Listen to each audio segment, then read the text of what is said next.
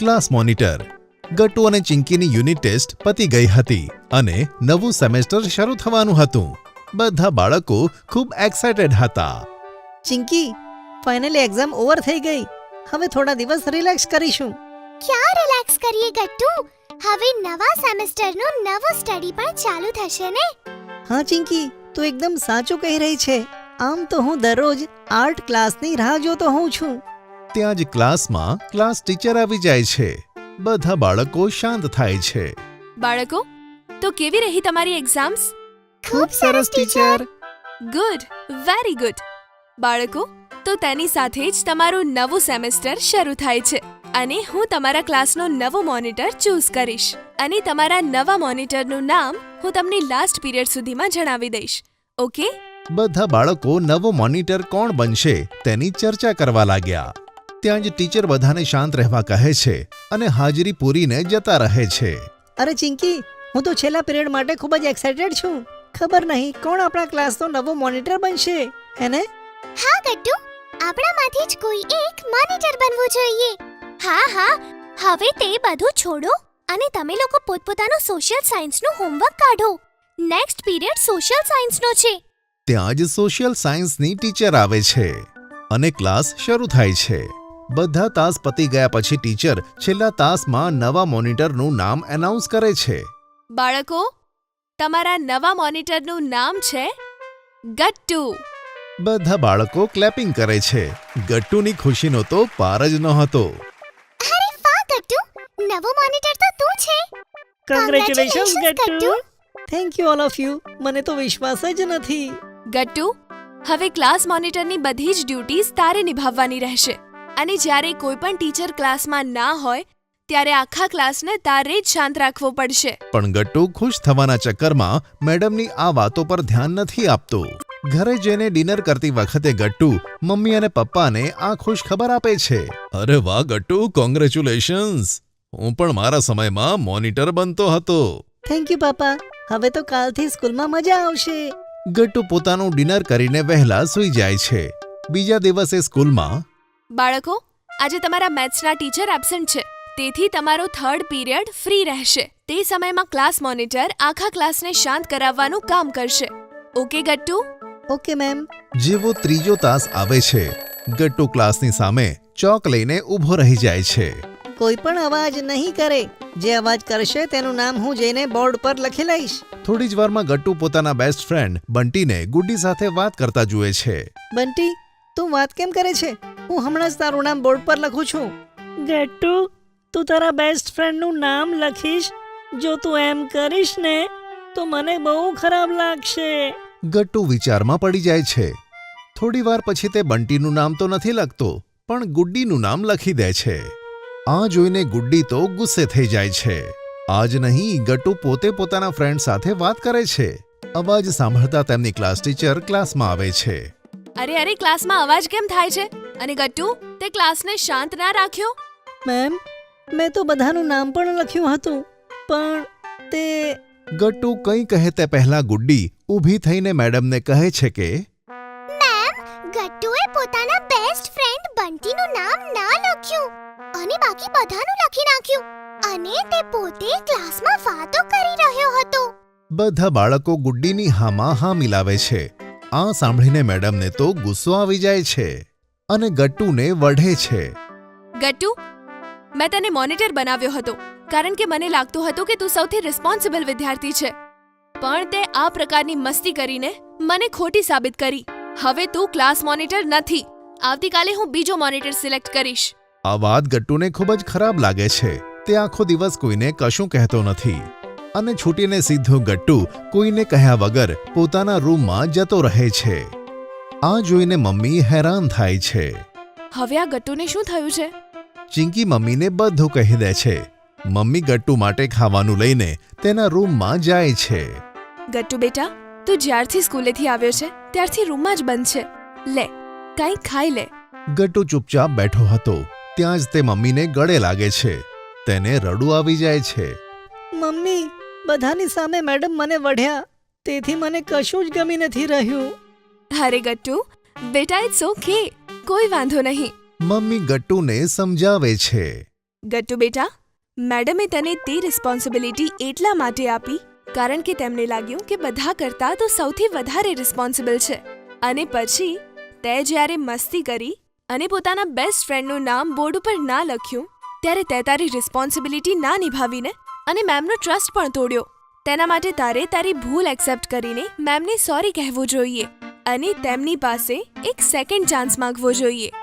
અને સાથે સાથે તું મેમને એક પ્રોમિસ પણ કરજે કે આજ પછી આવું ક્યારે નહીં થાય.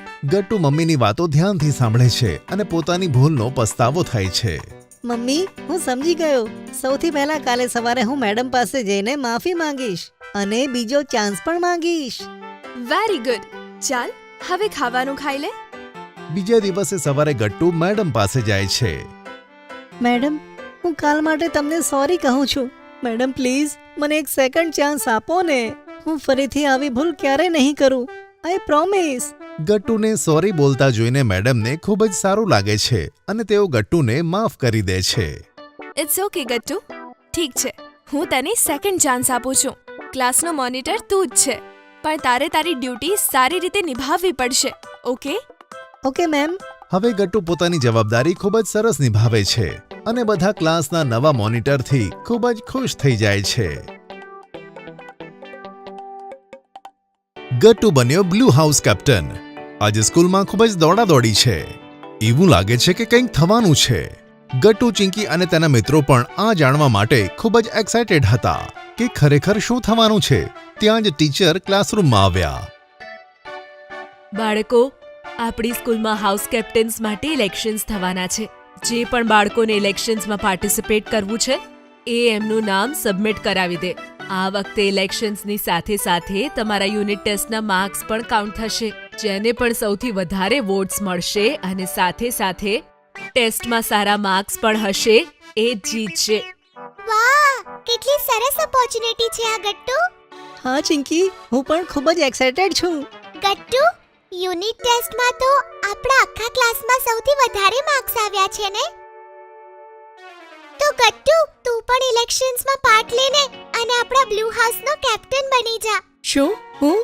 ના ચિંકી, હું કેવી રીતે ઇલેક્શનમાં ભાગ લઈ શકું?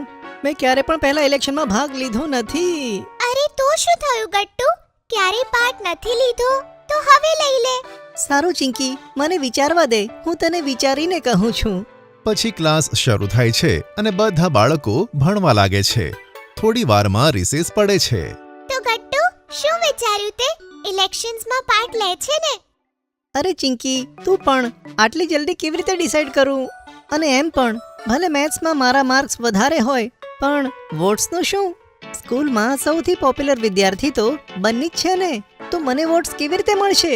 અરે ગટ્ટુ, તું આગળ તો વધ. એના પછી જોજે તને વોટ્સ પણ મળશે અને તું જીતીશ પણ ખરી.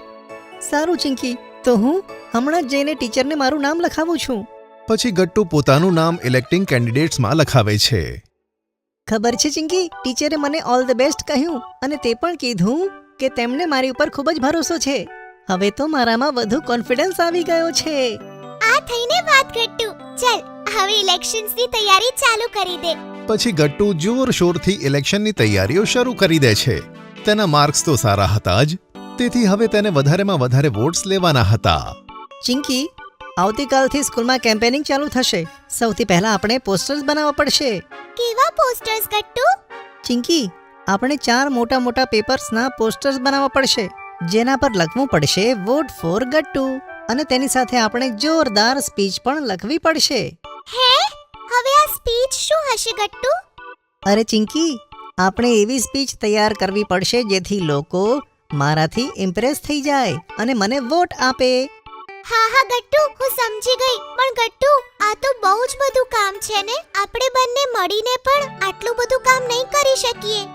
હા, આ તો તું એકદમ સાચું કહે છે ચિંકી. હવે શું કરવામાં આવે? ઓ, આઈડિયા. શું થયું ચિંકી? શું આઈડિયા છે? અરે ગટ્ટુ, આપણે જલ્દીથી જઈને ગુડ્ડી અને હરીને બોલાવી લાવીએ. એ બંને આપણી પોસ્ટર્સ બનાવવામાં મદદ કરશે. અરે હા, આ તો ખૂબ જ સરસ આઈડિયા છે. જેટલા લોકો વધારે હશે તેટલી વધુ સારી સ્પીચ વિચારી શકાશે. તો પછી રાહ શેની જુએ છે? ચાલ જલ્દી એમને જઈને બોલાવી લાવીએ. પછી ગટ્ટુ અને ચિંકી ગુડ્ડી અને હરીના ઘરે જાય છે અને તેમને લઈને આવે છે. પછી બધા મળીને ગટ્ટુની કેમ્પેનિંગ માટે પોસ્ટર બનાવે છે અને આમ કામ કરતા કરતા રાત પડી જાય છે. મિત્રો, આપણે પોસ્ટર તો બનાવી લીધા, પણ સ્પીચ માટે કશું જ ખબર નથી પડી રહી મને. હા ગટ્ટુ, કોઈ આઈડિયા જ નથી આવતો. કોઈ વાંધો નહીં, આપણે બધા કાલે ફરીથી વિચારીશું. મને ભરોસો છે આપણને જલ્દીથી કોઈ આઈડિયા જરૂર મળી જશે. પછી ગુડ્ડી અને હરી પોતાના ઘરે જાય છે અને ચિંકી પણ સૂઈ જાય છે. પણ ગટ્ટુ ઘણા સમય સુધી પોતાની સ્પીચ વિશે વિચારે છે. સવારે ચિંકી જ્યારે જાગે છે તો જુએ છે કે ગટ્ટુ સ્ટડી ટેબલ પર બેઠો બેઠો કશુંક લખી રહ્યો છે. અરે ગટ્ટુ, ગુડ મોર્નિંગ. આ તું સવારમાં શું લખે છે? ચિંકી, મારી સ્પીચ તૈયાર કરું છું અને તને ખબર છે મેં ઘણું બધું લખ્યું છે. વાહ ગટ્ટુ, આ તો બહુ સરસ વાત છે. ફાઇનલી તારી સ્પીચ તૈયાર થઈ ગઈ. હા ચિંકી, હવે આવશે બ્લુ હાઉસના કેપ્ટન બનવાની મજા. અરે ગટ્ટુ, આટલો પણ ઓવર કોન્ફિડન્ટ ના થા. હજી તો ઇલેક્શન્સ બાકી છે. કંઈ પણ થાય ચિંકી, જોજે જીતીશ તો હું જ. મારા પોસ્ટર્સ એટલા સારા બન્યા છે અને મારી સ્પીચ પણ કમાલની છે. ઠીક છે Gattu, all the very best. સ્કૂલે જઈને બધા બાળકો ખૂબ જ કેમ્પેનિંગ કરે છે. બધા પોતપોતાના પોસ્ટર્સ લઈને આખી સ્કૂલમાં ફરે છે અને એમાં જ આખો દિવસ વીતી જાય છે. બીજા દિવસે બધા જ પાર્ટિસિપન્ટ્સે સ્ટેજ પર જઈને સ્પીચ આપવાની હતી. તેના ઠીક 2 કલાક પછી રિઝલ્ટ ઘોષિત થવાનું હતું. ચિંકી, હું થોડો નર્વસ થઈ ગયો છું. હું સારી સ્પીચ આપી શકીશ ને? તો શું ગટ્ટુ, તે આટલી પ્રેક્ટિસ કરી છે. મને તો તારા પર પૂરો ભરોસો છે. All the best. Thank you Chinki. પછી ગટ્ટુનો વારો આવે છે. તે પોતાની સ્પીચ આપે છે. ગટ્ટુનો કોન્ફિડન્સ જોઈને બધા ટીચર્સ અને સ્ટુડન્ટ્સ ગટ્ટુ માટે તાળીઓ વગાડે છે. પછી બધા બાળકો પોતપોતાના ક્લાસમાં જતા રહે છે. ચિંકી, મારું તો બધું જ ધ્યાન પરિણામમાં લાગેલું છે. ખબર નહીં કોણ જીતશે. કંઈ પણ થાય ગટ્ટુ, તે તારું બેસ્ટ આપ્યું છે ને. તું હવે ટેન્શન ના લે. ગટ્ટુ ચિંકી વાતો કરતા હતા ત્યાં જ ક્લાસમાં ટીચર આવે છે અને બધા બાળકો એકદમ સિરિયસ થઈ જાય છે. બાળકો, ઇલેક્શનનું રિઝલ્ટ આવી ગયું છે. ગટ્ટુનું ટેન્શન વધારે વધી જાય છે. પણ ટીચર એનાઉન્સમેન્ટ કરે છે કે ગટ્ટુને બ્લુ હાઉસ કેપ્ટન પસંદ કરવામાં આવે છે અને બધા બાળકો ગટ્ટુ માટે તાળીઓ વગાડે છે. જોયું ગટ્ટુ, મેં કીધું તું ને, તું જ જીતીશ. કોંગ્રેચ્યુલેશન્સ ગટ્ટુ. કોંગ્રેચ્યુલેશન્સ ગટ્ટુ. હવે તો પાર્ટી કરીશું. થેન્ક યુ સો મચ મિત્રો.